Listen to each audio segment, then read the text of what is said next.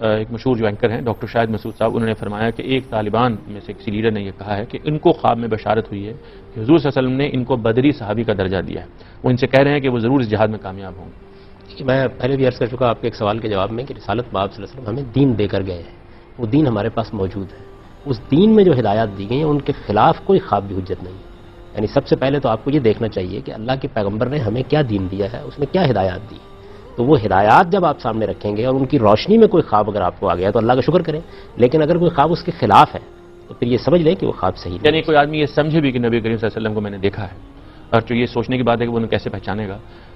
تو اس وقت بھی جو شریعت اور قرآن جو دین آپ نے ہم کو دیا ہے، جو قرآن ہمارے پاس موجود ہے، جو آپ کے ارشادات ہمارے پاس موجود ہیں، ان کی روشنی میں فیصلہ کیا جائے گا۔ یعنی وہ ہر چیز پر حکومت کریں گے۔ اللہ کے پیغمبر نے جو چیز ہمیں دی ہے وہ اللہ کی کتاب ہے اور ان کے ارشادات ہیں، ان دونوں چیزوں کو سامنے رکھ کے ہم فیصلہ کریں گے، اپنے خواب کا بھی، اپنی رائے کا بھی، اپنی تدبیر کا بھی۔